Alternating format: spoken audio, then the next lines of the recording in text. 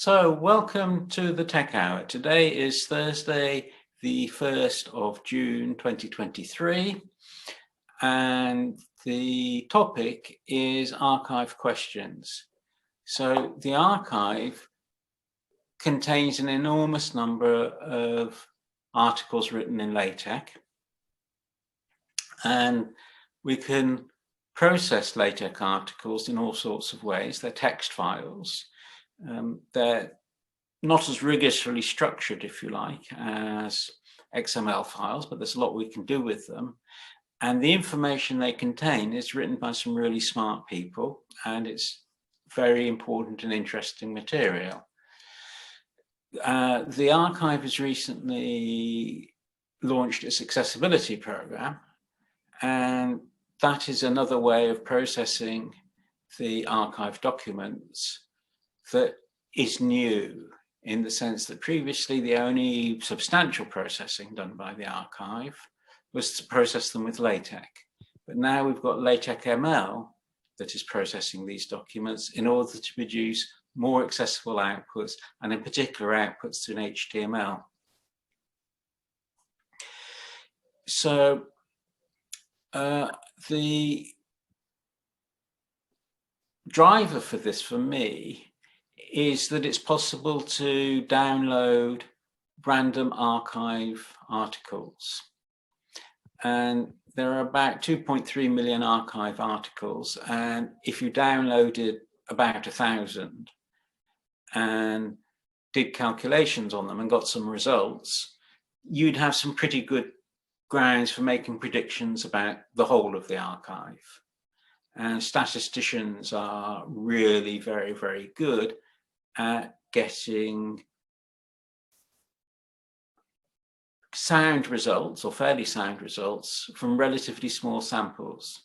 It is, of course, more difficult when there's an election involved and the statisticians are doing polling, because people are in some sense more opaque and less random than arXiv articles. But I'm going to not go there. I wish I'd never even started it. So what I'm interested in doing is gathering a largish list of questions that we might ask of the content in the arXiv. And 20 questions would be a good output from this meeting. And once you've got those 20 questions, you can start doing things. You can, for example, start trying to answer those questions, and you can start saying, well, how does the answer to this question affect this group of people and that group of people? So you start exploring stakeholders. And really what you're trying to do is explore the area, or at least that's what I'm trying to do, is explore the area. And the other thing I think you're trying to do is to develop a community.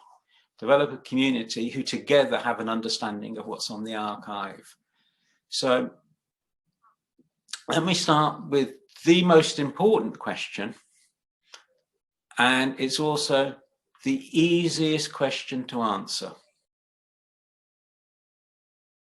The most important question is this particular article accessible? And the answer is very easy at this point in time. We don't yet know. We don't yet know in any feasible sense whether a particular article is accessible. Certainly we don't have well, what do we have?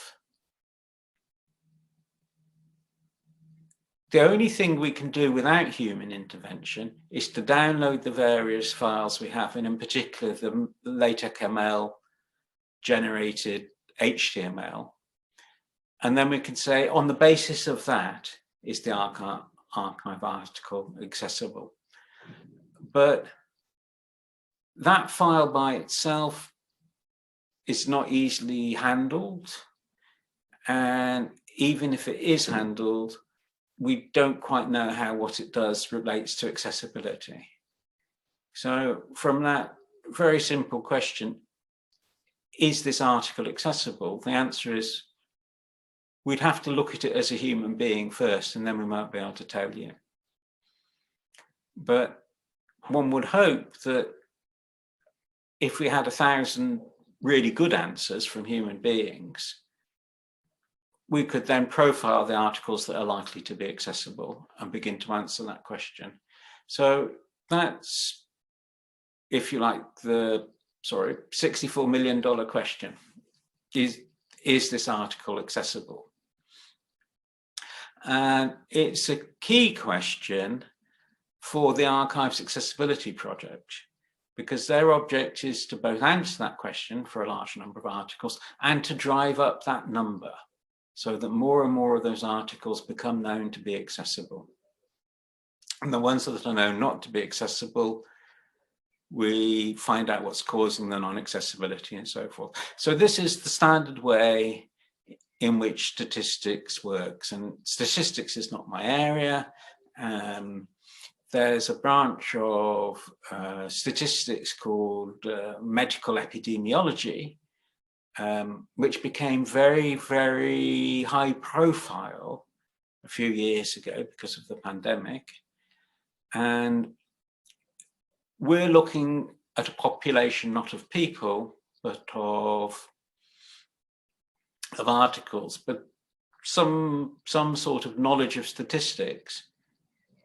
Having a statistician of the right sort on board would be really interesting. And a diversion, which is the Sebastian Ratz, who was one of the great forces of the UK tech community and the founder of the TechLive distribution in 1995 or so, 97. I remember a UK Tug committee meeting I was present at, where we decided to spend several $100s so that we could purchase for Sebastian a CD writer so that he could write masters to send to the company that made the CDs. Now, there's a lot of interesting things there, and I could go down a rabbit hole, but very briefly, the CD was sent as a physical master to be copied. It wasn't sent electronically. The CD mastering machine cost several $100s or pounds. And the process of burning a blank was make sure your computer is not doing anything else at the same time, otherwise you might get a dud. So the whole thing has changed so considerably. So I'm going to ask another question here, which is, how big is the arXiv? What are the storage requirements? Now, there are answers for that because you can download the stuff article by article, or the arXiv actually allows you on a fetch a pay basis to download the arXiv gigabytes at a time. They prepare these storage buckets on S3. But for most of what we're dealing with in accessibility, regarding accessibility, it's not the images that count, it's the words, it's the tech files. And I'd be really interested to know whether or not all the tech files for all the documents in the arXiv, when compressed in a sensible way, will fit within 1 terabyte. And I'm pretty sure the answer is yes. But we don't have an answer to that question. So that's another question that we'd like to know the answer to. And if we downloaded 1,000 articles, we'd know the answer to some precision.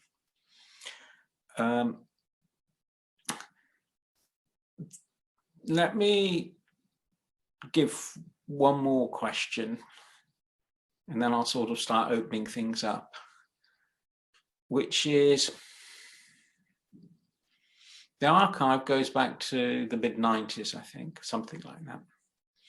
And I was sort of shocked. I downloaded an article that was a report on a meeting in Cambridge, UK, where Andrew Wells gave some lectures. And at the end of the lectures, he announced the proof of Fermat's last theorem. And it was an article written for the Bulletin of the American Mathematical Society reporting on these lectures. And when I tried to process it with LaTeX, I found it wouldn't work. And I was shocked and surprised at this until I realized it was a LaTeX 209 article. Now, modern text distributions don't come with a 209 format built in. You can't ask for LaTeX 209 with modern text distributions. So the question is, does the article run with TeXlive 23, for example? Download an article. Does it run with TeXlive 2023? If it is and then you can ask that question year on year. Does the next version of TeXlive give the same results for this article as last year? Do we have regression? Is there a regression failure? So those sorts of questions are also important. Oh, here's one more that comes out of my head, which is, can I copy and paste from this article into that article? Can I copy the text source from this article and plop it into an article that I'm writing? I want to quote somebody's theorem. Can I copy the statement of their theorem and paste it into my article and have it compile correctly? That's a sort of fairly basic thing that you'd expect Word to do without messing things up. Can we do it with the TeX article? So those are some of the articles, some of the questions that sort of go through my head when I think of possibilities. And I'd be pleased if other people express themselves in a similar way. And the more diversity we have in the points of view, the stronger the community. So there's no need for putting your hand up. You can just speak if you want to speak.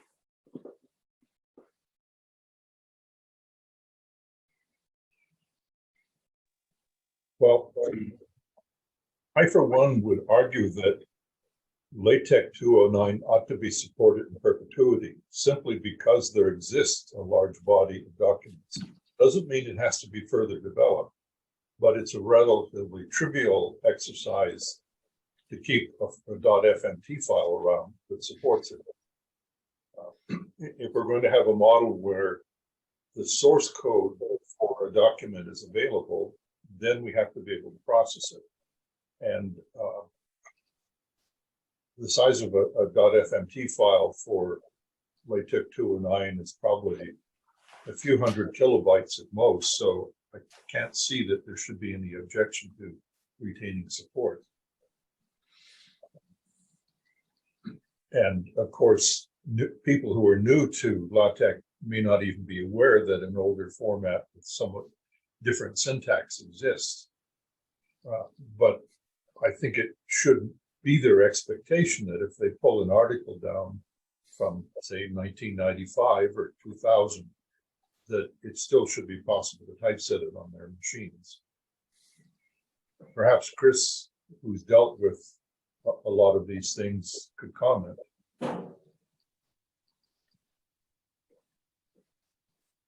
I know it's a source of challenge yeah, for arXiv, as it's part of what makes changing the kind of active distribution challenging. Because as much as I think TeX was intended to be a format for the ages, it isn't quite.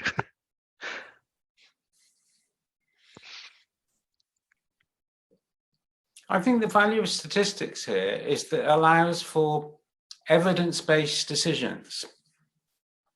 So at the moment we have, well, I think it's called in the scientific terminology, anecdotal. In other words, somebody told us about it.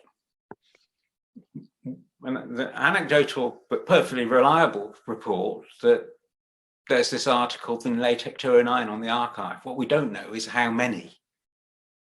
And if it's 50 articles, then I might just shrug our shoulders and say, oh, 50 articles, none of them are very important. I've looked at them all. We can ignore this. If it's 1,000, 2,000, if it's 5,000 articles, then it's all very different. And similarly, the regressions from one year's TeXlive to the next year's TeXlive that Christopher talks about, how many? That's the point. How many?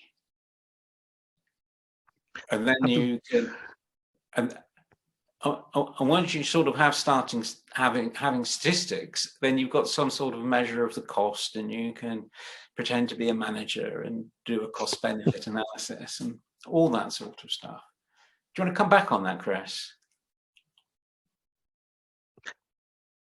I know that the switch to the 2023 is underway, in that involves like actually reprocessing articles and seeing how many fail. So there may actually be some at least internal statistics coming up this summer. I'll see if we can share. Oh, that would be great. That would be great. It's all part of open science, really, isn't it? Not my decision to make, but but I can understand the value of it, certainly.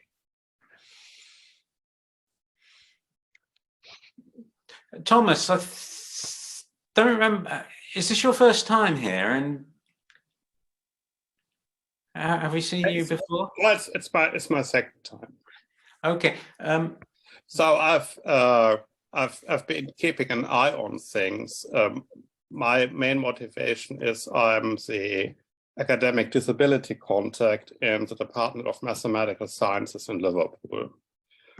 And just to contribute to the current discussion, I can give you with some evidence-based requirements that come from us, from the exam team, when we construct our exam papers. Other departments in the university use, say, Word, and the exam team know how to handle this with regard to accessibility, but we use mostly LaTeX and then provide them with a PDF. And then sometimes there are things that they can't handle. And the current typical issues that I've identified as the following. Given an exam paper set in 12 points, create painlessly a 24-point version of it.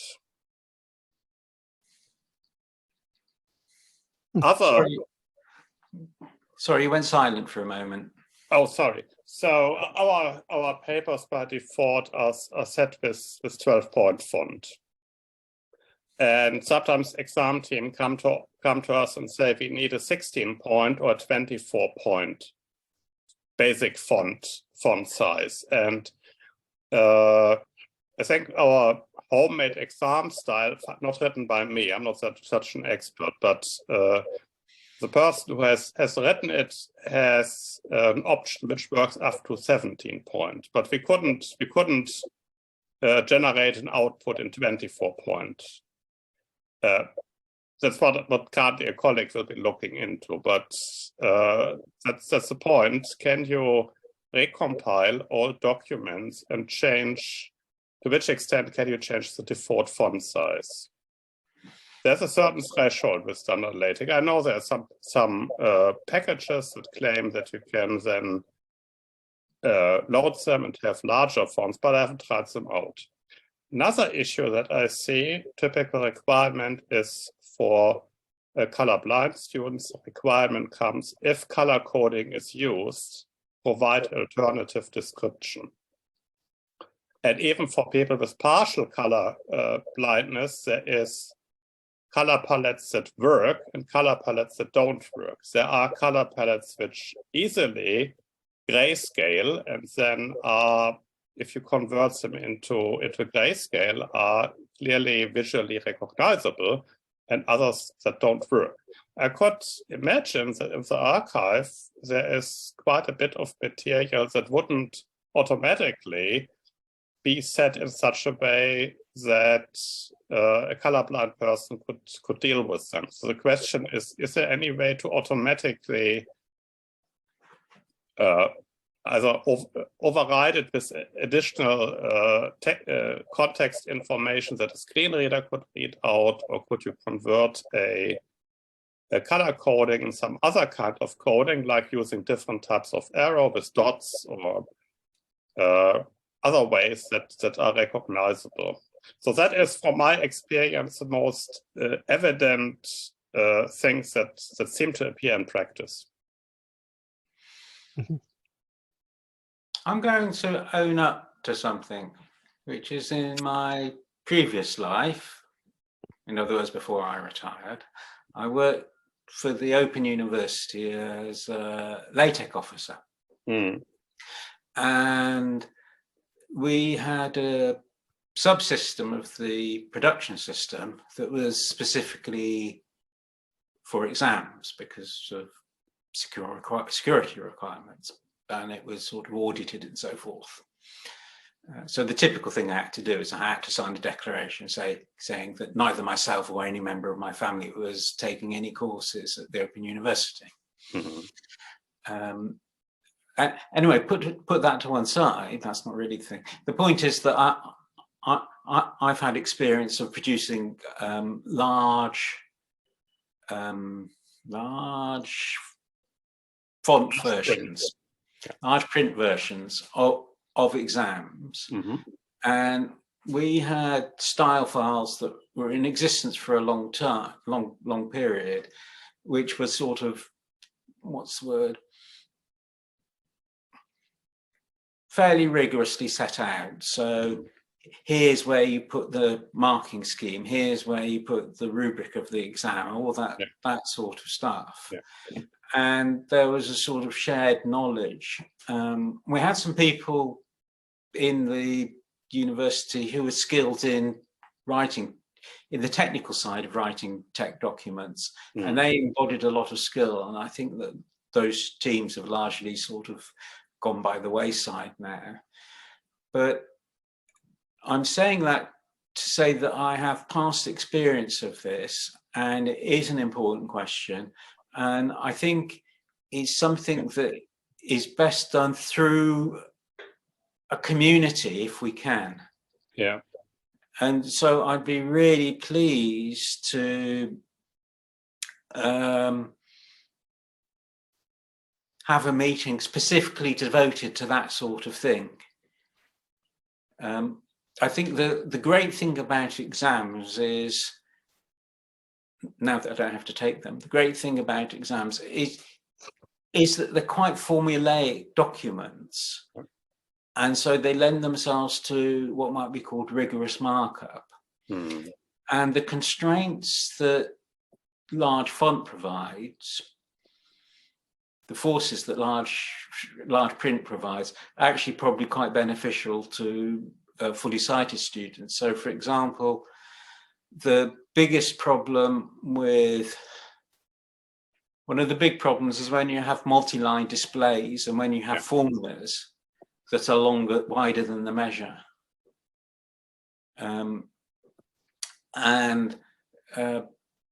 That's something you don't want to have in the exam. The exam is not an examination in terms of your ability to understand a complicated formula displayed in a complicated way. That's not really what the exam is about. The exam is about your understanding of mathematical concepts. If it's a mathematics exam and so forth. So being really optimistic, I think that there may be a place for a system that is specifically designed for exams, for writing exams, in such a way that there's a high probability that accessibility needs can be met, because it's such a critical part of the educational process.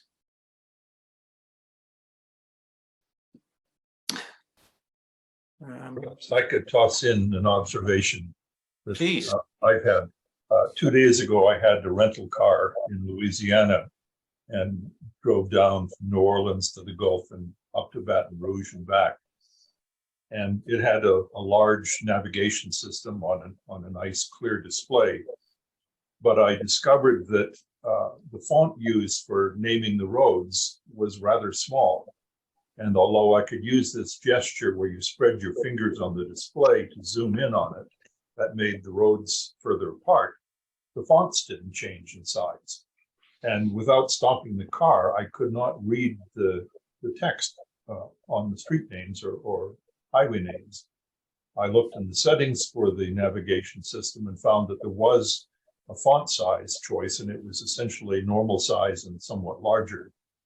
But even with larger, it still wasn't enough in a navigation system while you're driving at highway speeds or even city traffic speeds to quickly glance down at the panel and determine what street comes up next. I thought that was rather poor.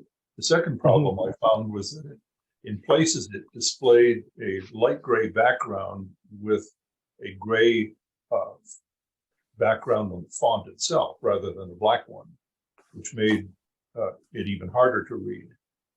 And this is a major automobile manufacturer. Would have thought they would have addressed these systems. The critical thing in a navigation system is you don't have time to look at the display. You can only quickly glance at it. You have to be able to absorb the information from that very quick glance.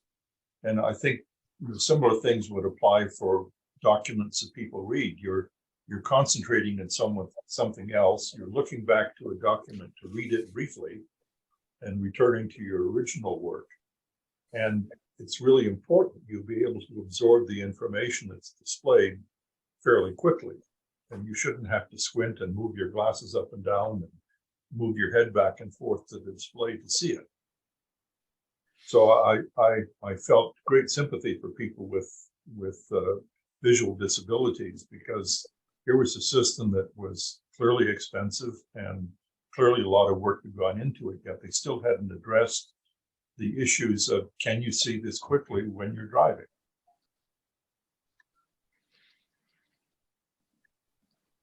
Mm-hmm.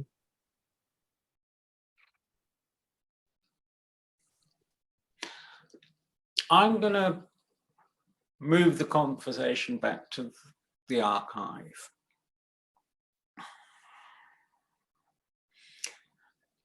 So here's some more things that go through my mind.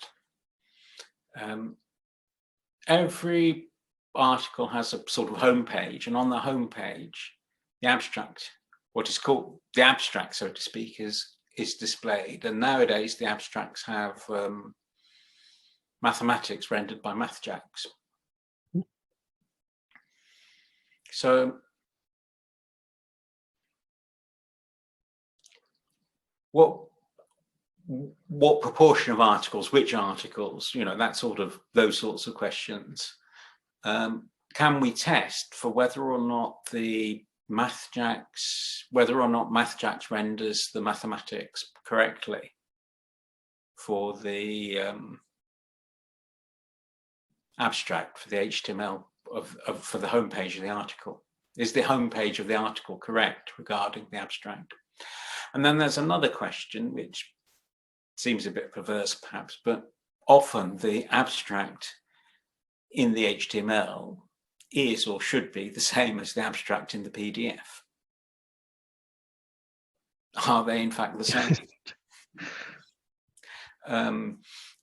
One would expect them to be, and one would expect that if they're not the same, it's because of some sort of error that you'd like to know about. So the quality of the abstract is clearly the part of the article that's most widely read. And testing the abstracts is a sort of interesting thing, if you like.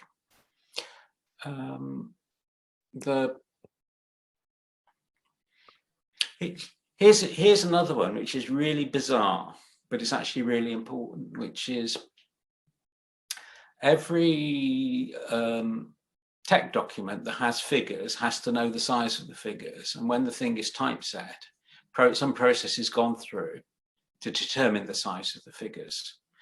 In the old days, you had an EPS file, and you had tech macros that would read the EPS file to determine the bounding box. And that will tell you the size of the figure. Well, the only part of the figure that tech needs to know about is the size of the bounding box. That just says how big it is, how much space to leave. So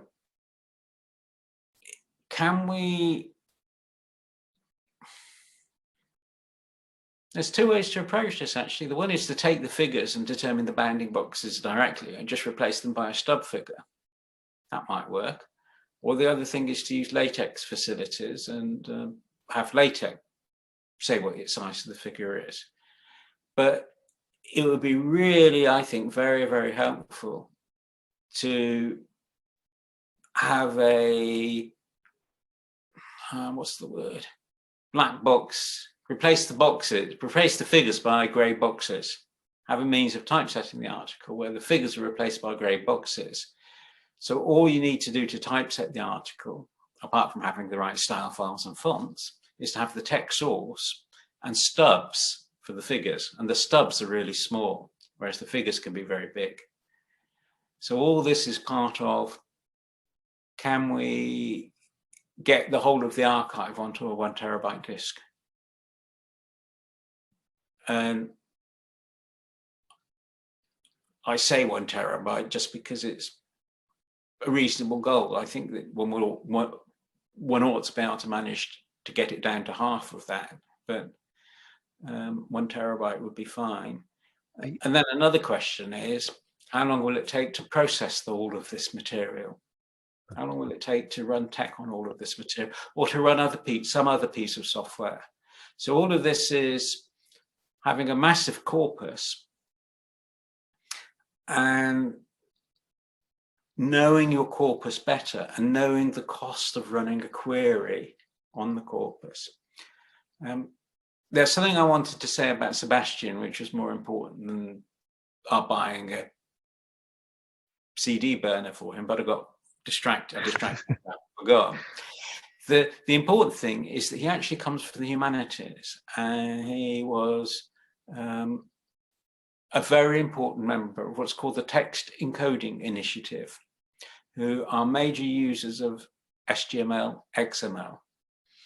And they take texts from the humanities and encode them digitally. So these might be Shakespeare folios or manuscript Bibles or anything else like that. There's lots and lots of this stuff is encoded. And then you can use computers to analyze all of this. And this is an area called digital humanities. At the arXiv forum, Patrick Smythe was one of the panelists, and he works in the area of digital humanities. He's not a mathematical geek, he's a humanities geek, if you like. And one can approach the arXiv from the point of view of the digital humanities. Just as the Oxford University Press has a massive corpus, all the sort of information it has, all the books it has, and that provides in part the basis for the dictionary and for linguistic studies. So we've now got in the arXiv a massive scientific corpus, and one can study that in terms of digital humanities. Science is a human activity, even though Jane Goodall had tremendous difficulty persuading the people examining a PhD to allow her to give the chimpanzees that she was studying names rather than numbers and so forth. But it would be really interesting, I think, to get to approach people who do digital humanities and say, what can you make of the arXiv? Or at least, at the very least, what questions would you like to ask of the arXiv from the point of view of digital humanities? Another question coming from this is, can we estimate the complexity of an article? How complex is an article? One of the crudest measures, well, not crudest, the simplest measure, if you like, is you've got do you have subscripts? Do you have superscripts? Do your subscripts have superscripts? And so forth. Those sorts of things are a measure of notational complexity. So, for example, can we measure the notational complexity of an article? We ought to be able to. And it's one of these things that authors should be aware of to some degree when they're writing. I think many good authors are, if only because they like to avoid typing if they can. By the way, I think I'm sort of opposed to writing complicated macros for producing complicated formulas. Why don't you simplify your formulas? And then you don't need the complicated macros.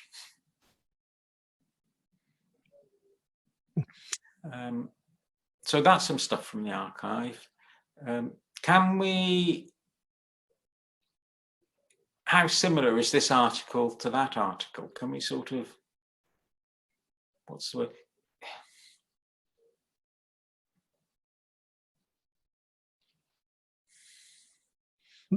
There's an automatic check in place.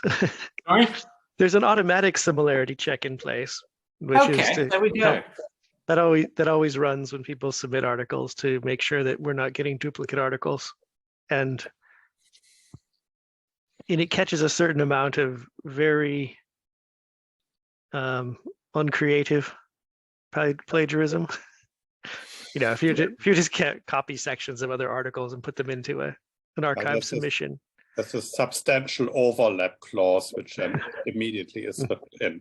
And by the way, I'm also impressed how good plagiarism software is for checking, say, project thesis at universities. Yeah, if a student has copied a paragraph which is from not really published, but an MSc thesis which is on some server somewhere, the system will recognize it and then flagged up in yellow when I look at the plagiarism check. So that is, also I think measures for similarity should therefore be relative straightforward extensions of what is already there. Mm-hmm.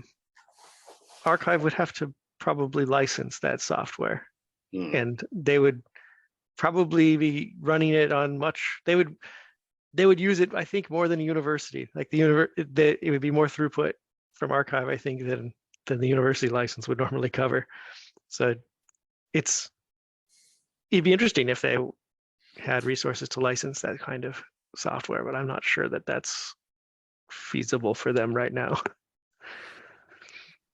Something I'm interested in is, well,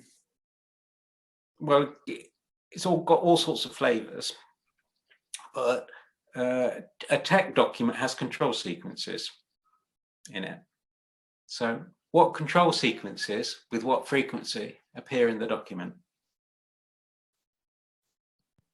And if an article's got a lot of control sequences that are not known to the standard places, then one wonders why. And if it has an enormous number of symbols, different symbols in it, one wonders why. You know, an article that's 5 pages long should not have 200 different symbols in it.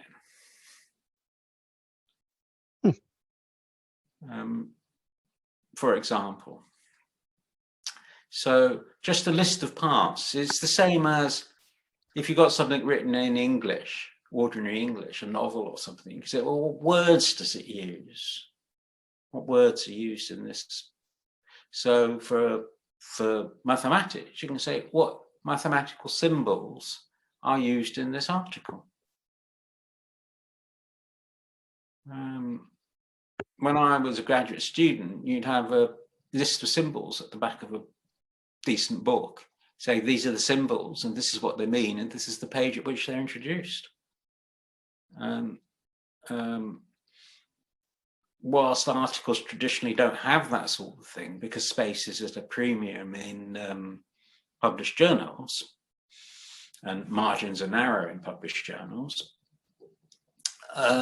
for an article that's electronic, having optional material, so to speak, at the end of the article that is automatically generated, that just like an index, is actually beneficial. So here's a list of all occurrences of this symbol. That's, in some sense, adding value on the one hand, if a human being looks at it. And it sort of tells you something about the article that might be interesting. I think what we're trying to what is important is to get things that measure accessibility or act as sort of proxies for accessibility, if you like. So the long equations that have to be broken because they go beyond the length of the line are probably okay for people who are sighted, but for somebody who's not sighted, I can imagine there'd be enormous problems, not just because the two parts of the equation are only visually related, they're not, so to speak, logically related, but also because it's just such a large equation. And one feels as though there's a notational complexity that's been introduced that should be reduced in some way. So another question is, can we find examples of notational infelicities? And can we nudge the authors? In some sense, in the longer term, we want to be nudging the authors to give them an awareness of things. And the statistics give you a way of doing that. I know that some articles have Unicode in them. And I suspect that some articles have characters in them that are not ASCII. So there's the sort of encoding questions about the articles that are simply a matter of, well, if these variations exist, then somewhere, something has to deal with these variations. Can we put what's the line length of the article? Does the article have really long lines? Some do, some don't. Can we put articles into a normal form? These are the questions that sort of I'm interested in. Thomas has said there's questions related to accessibility that he's interested in.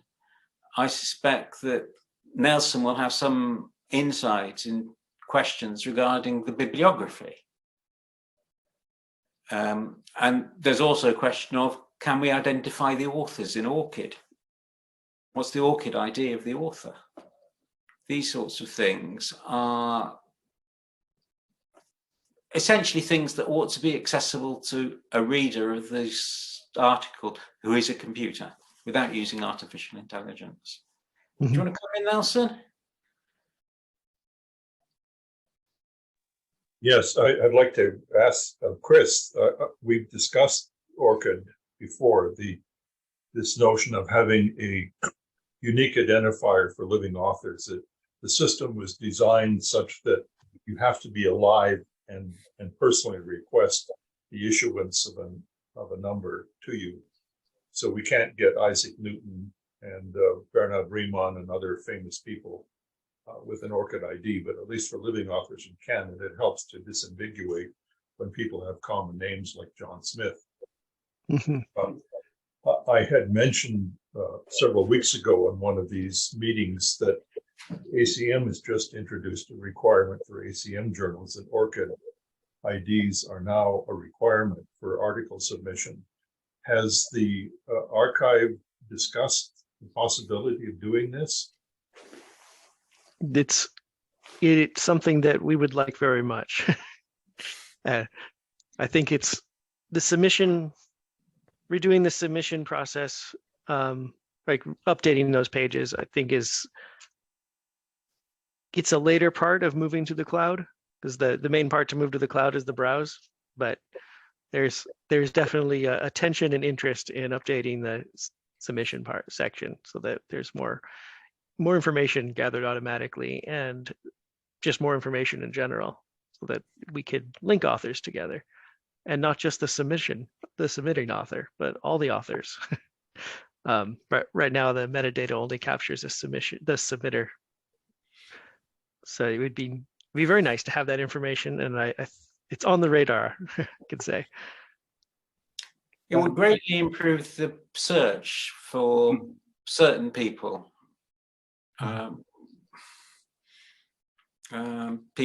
some, you know, there's sort of the Smiths would be very pleased. Indeed. Yeah. Yeah, but there's another problem which also relates to coding. If you have names which go beyond the letters of the English alphabet, say German, then if I look for Dieter Lust, I have to check 3 options. I have to check for options where the umlaut U, the U with a double dot above it is used. The one where the double dot is simply suppressed, and also where the special character is transliterated as UE. So I need to look for 3 different names to be reasonably sure that I get all the papers of this author, if I was so inclined. And it can, I mean, I don't know how it is on the archive, but on HabInspire, that even might lead to multiple accounts for people, because if people have been around for a longer time and previous decades has all not been taken so seriously, incidentally, they might assume multiple identities on the net, so to speak. And yeah, and if somebody like this and passes away and cannot take actions themselves, then is there a possibility for the use of posterity to fuse these informations at some point, so that later generations who are not aware of these finer points on how you spell a name still can simply get all the papers of that person? So Thomas has raised a really important question, which is, how do you say, non-English authors, and the various ways of dealing with names such as Schrödinger. Yeah, Schrödinger. I mean, it gets even better with the Russians. No? If it is, say, Russians, and then how these names are transliterated, there you get... Oh, Chebyshev. Yeah, whatever. So without going into right and wrong, we can say what is used by the authors of the archive. What are the authors of the archive doing in relationship to this sort of stuff? And that's a question, that actually fits quite closely into the digital humanities, doesn't it? I mean, the purpose of the dictionary when I was growing up was to tell you what you should do. But the modern when you're an adult, the purpose of the dictionary, the lexicographers are there to understand what people actually do and not necessarily to write rules about what people do. So we can take that approach to the archive and just say, what approaches do people in the archive take towards Russian names, names with different spellings, all that sort of stuff. And even if we don't recommend a best practice, we can at least say these are the practices that are available. And my interest in this is because I've got my own particular things that I want to do with the stuff in the archive, because I have my own particular vision called UnLaTeX about taking everything forward. And it involves studying the archive content and taking an evidence-based approach. So I don't like being on my own.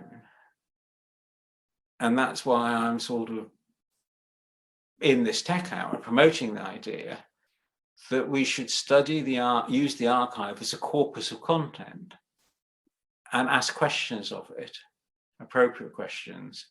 And when there are enough people asking questions and doing surveys and that sort of thing, then a community of practice exists.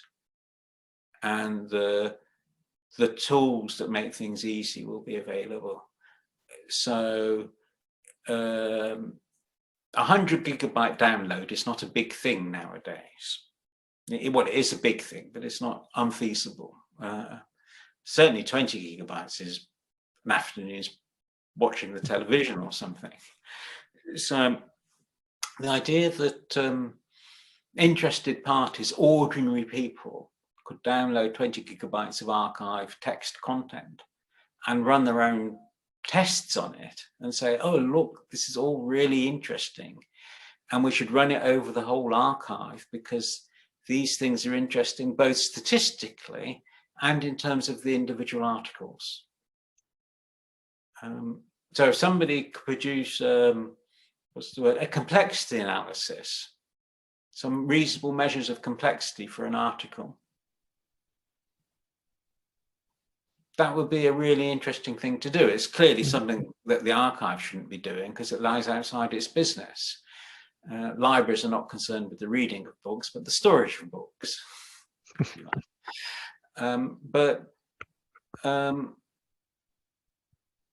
Secondary sites that use the archive content,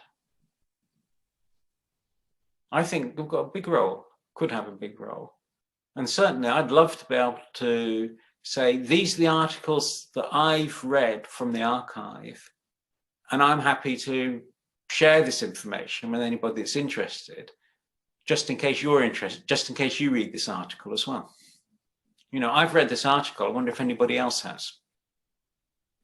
That's a weaker version of, you can find out who's referenced an article, but you can't find out who's read an article. Now, given that the average article is read by some small number, such as 6 people, I'm guessing here, wouldn't it be nice if those 6 people could actually meet each other? So a simple site that allows you to say, these are the archive articles that I've read or am reading or would like to read, would be something that the archive shouldn't be involved in, I don't think, but is part of a community of mathematical and scientific practice. It's this part of the social side of things. We're getting to 7:30. The traditional formula I've been following, and I'll keep the tradition, is that anybody that doesn't want to stay, anybody that wants to leave can say their goodbyes and leave. And then we'll have a couple of minutes to get our breath back. And those that want to continue to meet can continue to meet, and we can turn the recording off if that is appropriate too. Very well. I will have to say my goodbyes now because I have to meet with some students. My latest PhD student just passed his viva today, and we want to celebrate. So Lovely. Oh, that's a very important event. That is really important. No? So nice talking to you guys. Yeah. Hopefully see you at a later tech hour again. Huh? Bye now. Bye. Thanks, Thomas. Later. Bye-bye. I have a question for Chris.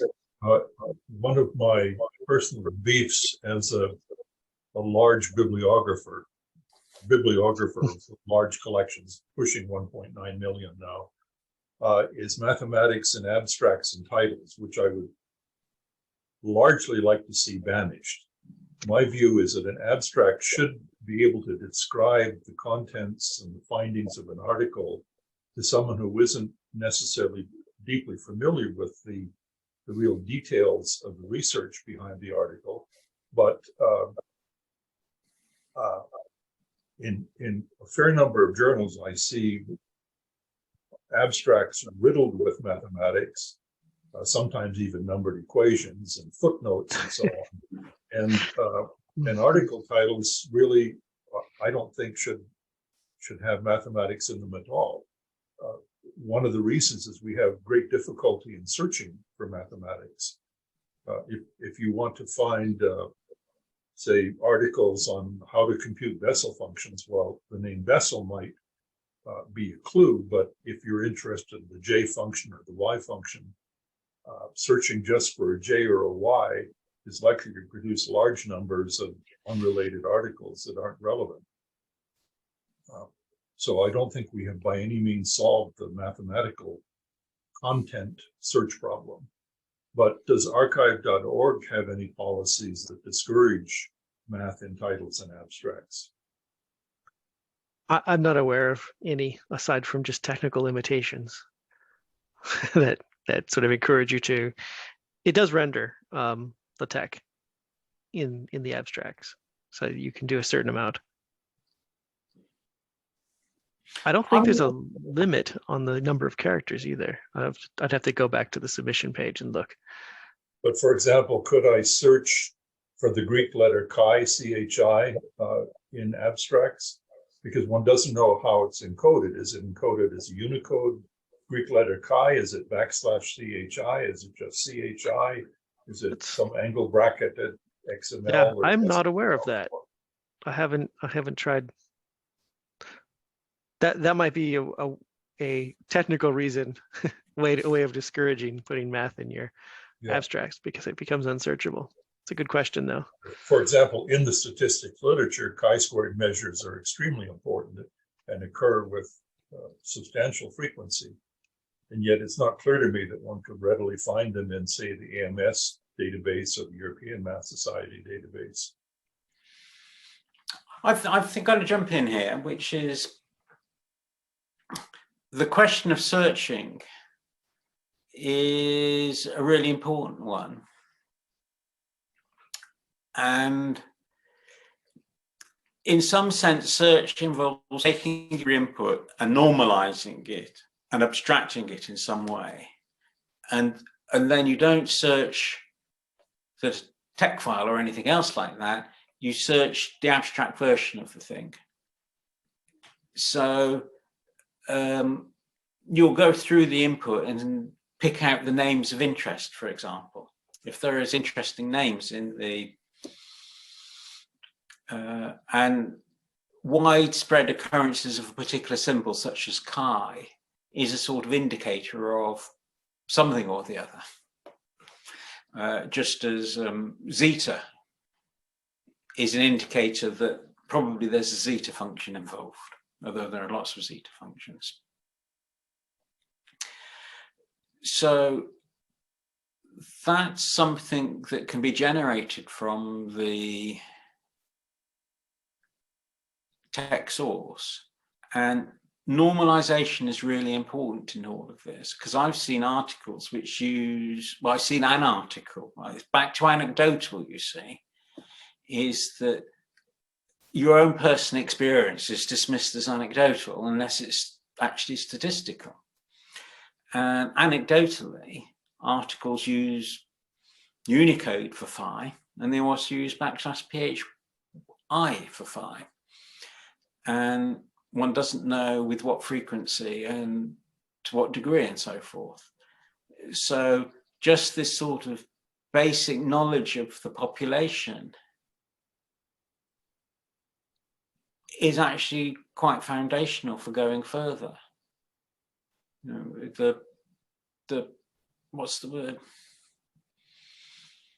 This is why countries have a census. The United States has, I believe the census is part of the Constitution, I'm not sure. Every 10 years. Yeah, but it's actually constitutionally mandated. And not only that, but the census affects representation and budgetary allocations and that sort of thing.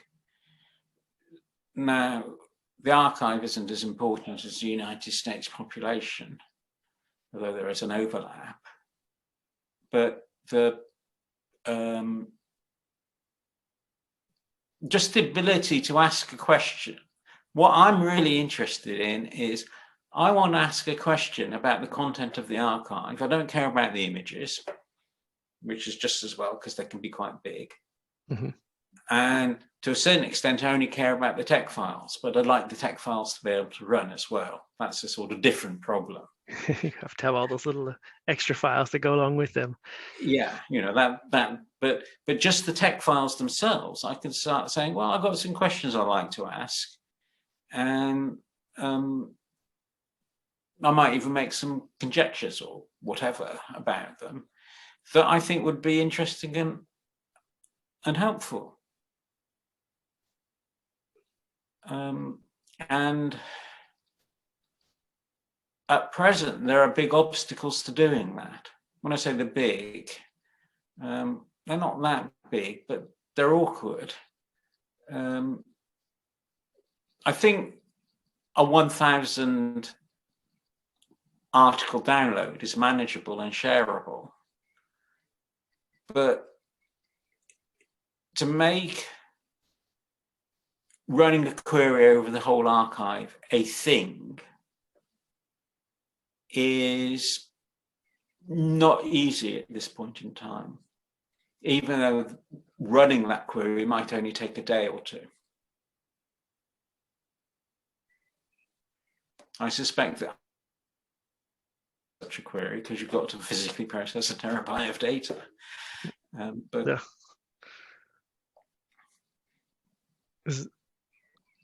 Yeah, I doubt an index exists that would make that query any faster. It would be, you'd have to scan the documents, I think.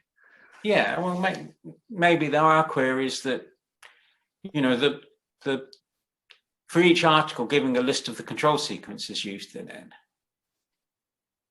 it shouldn't be too difficult. It should be possible to create a list of the top 10,000 control sequences being used. And then each article has 10,000 numbers associated to it, namely the frequency of those top 10,000. And the remaining control sequences can probably be dealt with on a more ad hoc basis without taking too much space. So certain things ought to be possible. And behind all of this is the goal of accessibility. And in some sense, when we're looking at a user, the user wants to find an article on a subject, and he wants to know whether or not it's accessible, and being accessible might be a criteria for search. And if we have some reasonable proxies for that, then that will help with the process of accessibility. I'm a great believer not in making things happen, but of being aware of the forces involved and making those forces visible. So one of the forces is that people can't read articles, and making it visible that people can or can't read articles is really helpful. I think that's why Jonathan Godfrey is such a useful person to have about, because he shows that certain things are these things. And that's a force. Knowing it can be done is a very important force. I'll be quiet for now.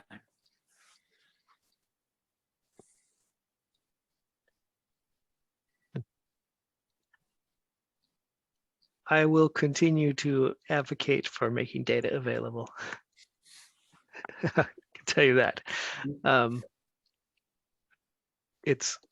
think these questions are interesting, and I would like it if people could address them. Chris, could you give us some idea of the storage requirements for the arXiv.org corpus? I was trying to get a sense of it, but unfortunately, it's hard to get a good summary out of the console. I can look at individual objects, but it doesn't give you statistics on folders. And we really only want to know about some of the stuff that's stored, not all of it. So I have all of it, or I have individual files, and getting the in between looks like it would be harder. So I can't do it off the top of my head, unfortunately. Yeah, well, just the current market for disk storage, the largest disk you can buy is around 22 terabytes. Would the current arXiv holdings fit on that, or are they notably bigger? I think they fit. There's a page on the arXiv somewhere that gives the URL for downloading these things from Amazon S3 buckets.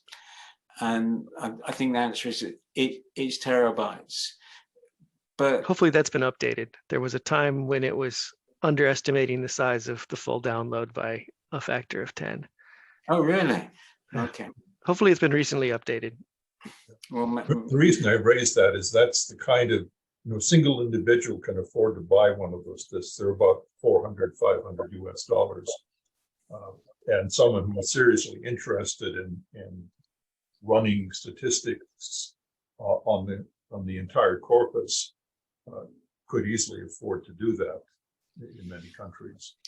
well, I think if you confine yourself to the tech files, then half a terabyte should be enough. That's a Fermi estimate, as they say. Not even a Fermi estimate. It's not even a fine estimate. It's just a rough estimate. First of all, because the images are big. Yeah, the images are all in there. The images are really big, and so if you take away the images, you've immediately thrown away 90% of the bytes. And then the other thing is the text files have an enormous amount of repetition in them. And so they should condense quite nicely. So I would have thought that 500 gigabytes should give you one version of every article on the arXiv. Right. And in terms of running a query, that's really important because, well, on my particular machine, which I built last year, I use an NVMe drive, and it's connected via PCIe 4, which is the latest version, except for version 5, which is just coming out. And with a 12-core processor, 24 threads, the problem for that sort of thing is getting the input in quick enough. But it's really, really interesting how they've done it.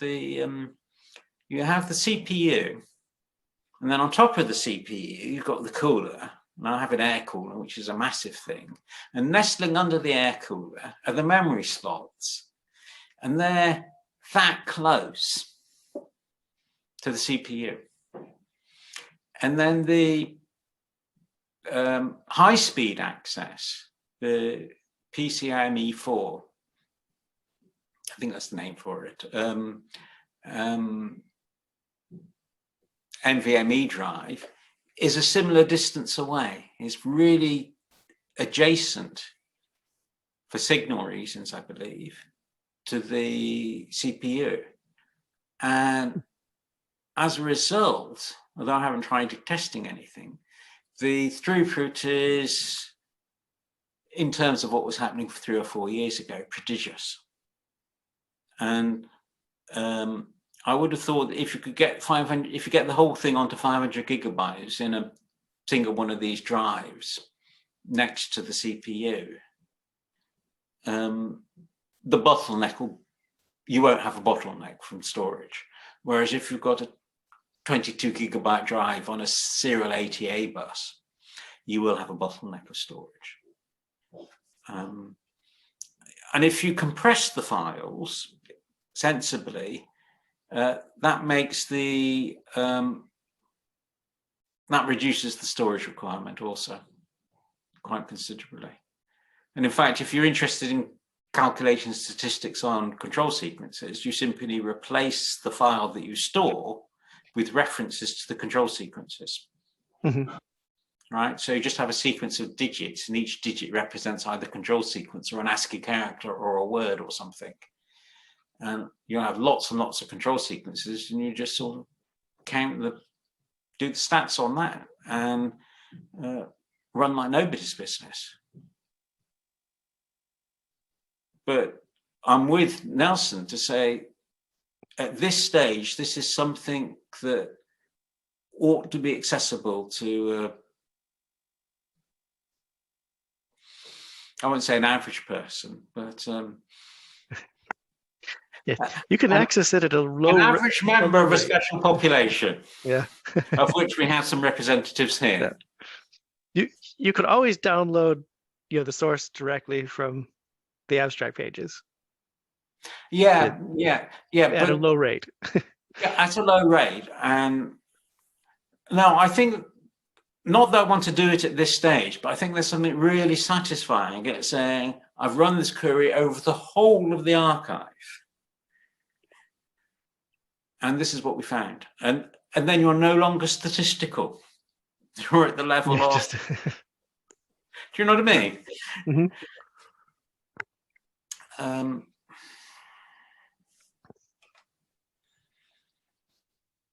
I suppose another question for Chris is, to what extent is the archive mirrored? When someone makes a query to arXiv.org, is that coming from the same physical file system each time, or is the query distributed to another mirror somewhere else on the planet and responded to? I know there are some mirrors around.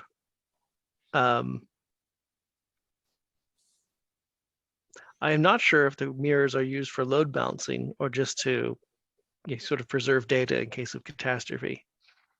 I think that going forward, it will be managed, like there will be load balancing managed in Google Cloud, and they, I think, automatically decide where to mirror things as needed. So if they cache things, basically. If there's a lot of demand for a particular paper, then Google will cache it as appropriate at various locations around the world, and it satisfy the request. So they do it all in a more automatic way. I think this is what content delivery networks do. Is it Yeah. Fastly? Is it called Fastly that does something like this? I'm not sure. I know that GitHub uses something like that. So, but there's the basic strategy is implemented by many different providers. yeah, and it's a good one. Like it makes a lot of sense. Particularly when you have one paper that's popular that week, the most recent ML paper where everybody wants to download it. yeah. That'll be very efficient for that sort of thing.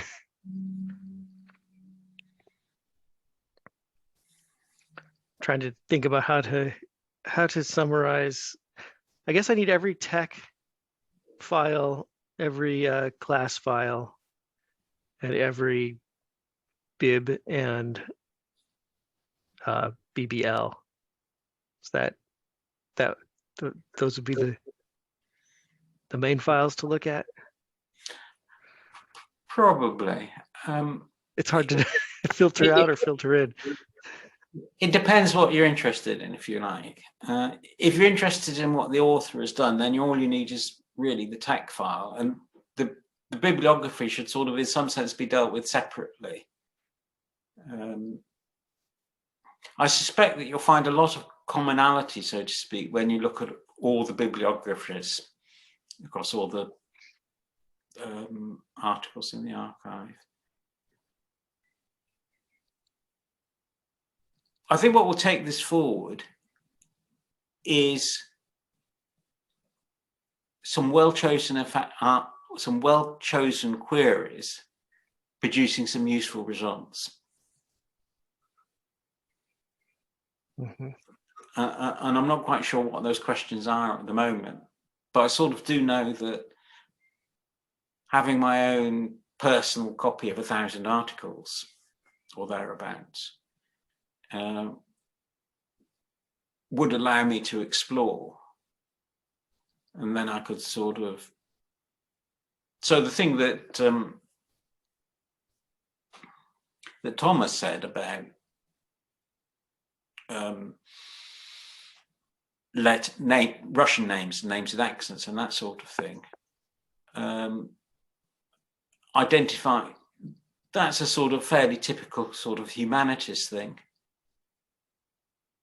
It's related to the emergence of different spellings of words. Shakespeare apparently didn't know how to write his own name. He'd spell it in different ways at different times. Not that he wrote the plays anyway, but those sorts of things. In some sense, you have to have some actual contact with the data, unmediated by tools. And then you start running tools, and it's a to and fro between finding something that's interesting just because it's an anomaly, and then discovering what it says. I'll tell you something that really surprised me, which is I went around the Bletchley Park, which is near where I live. I live near Bletchley Park. Mm-hmm. And the Colossus machine, which they rebuilt, is a brute force machine that tries all possible cipher settings for the Lorentz machine that was doing the encoding. It was a teletype machine with an encoder attached to it. And because it was encoded, the distribution of the letters, of the teletype letters, was random. If it wasn't random, then there'd be a weakness in the encoding. You know, this is the standard way in which you break permutation ciphers. You say, there's a peak here, that's the letter T. There's another peak here, that's the letter E, and so forth. But the way in which the Colossus machine worked was it tried all possible encodings until the distribution of the unencoded output was no longer random, until there was a spike. And that spike corresponded actually to carriage return, because the operators would hit carriage return and then hit it again a couple of more times to make sure that the other end really does take place. But that's an aside. The moment there's a spike, you've broken it, almost certainly. And so the machine stops and you just have a look and you see what it says. And if it says German, then you've broken it. If it's readable in German, then you've broken it. So any statistical analysis that distinguishes one group of papers from another, and that's why I'm interested in the top 10,000 interesting symbols, has got some significance, it's got some meaning, even though we don't know what it is. Mm-hmm. And so the ability to run this sort of query on 1,000 articles and just say, these are the control sequences on 1,000 articles. And then just say, well, look at these control sequences and see how they're sort of grouped together. I'd like to look at sort of, I think that there's probably a lot of ways of using LaTeX that are not the best, but have nonetheless been propagated by the communities.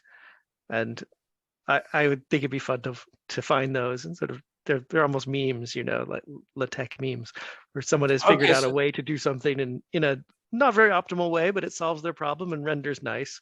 And that's what they need. Okay, so a lot of people use double dollar for displayed mathematics because it's easier than begin equation. Mm-hmm. But it's disapproved of and apparently causes problems sometimes. So yeah, in terms of just sort of understanding people's the way people write, LaTeX, it'd be very fun will be very interesting, and I think highly related to the accessibility goals, in terms of this is the stuff that may be hindering accessibility, and it applies to anybody who wants to improve accessibility, including all the various different approaches such as LaTeX ML and the LaTeX 3 project's approach to improving accessibility. We have to look at authors, and we can go and interview 1,000 authors, or we can go and read 1,000 papers, which is going to be easier. That's true.